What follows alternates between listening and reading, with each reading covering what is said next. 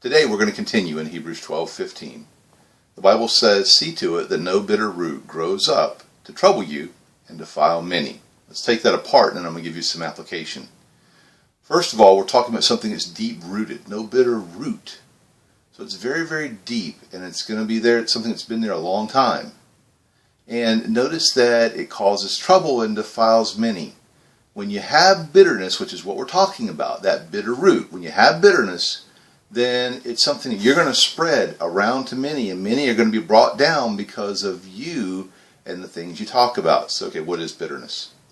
Bitterness is when things don't go our way, or we are wronged by someone else, and we live in unforgiveness. Let me give you an example. I worked with someone who was promised a senior position in another company. When it came time to fill that senior position, she didn't get the job. And so she ended up leaving the company. And she was working with us, and she would tell the same stories over and over again, and you could hear the venom in her voice as she told those stories. The thing is, it didn't just affect that one part of her life, it transcended every portion of her life.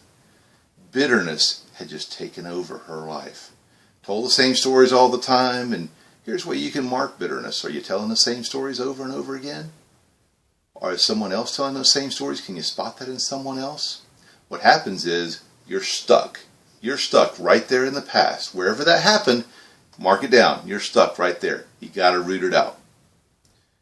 And the way to root it out is to choose to forgive. I delivered newspapers to get my way through college, and had a couple people that wronged me for money. One person $70, other person $200. I chose to forgive them. I said, you know what, not worried about it anymore. Didn't tell them, never have told them, but I just chose to forgive them. The thing is, unforgiveness causes bitterness, but who does it hurt? It hurts you.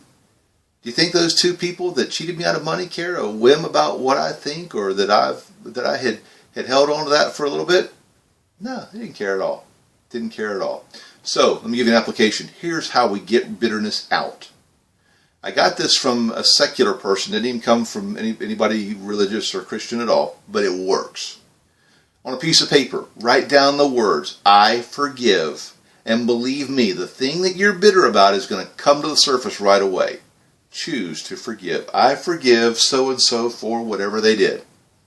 So I don't feel like that. Well, as I pointed out with my illustration, forgiveness is not a feeling, it's a decision.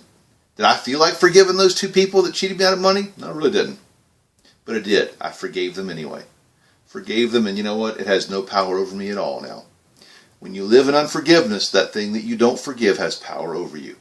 As soon as you forgive it and let it go, no more power. I want you to live in a life where you can continue to grow, because when bitterness creeps in, it plants a root that's down deep, and it stops you from growing from that point forward. Want to read the whole devotional? Go to www.practicaldevotional.com, and we'll see you tomorrow.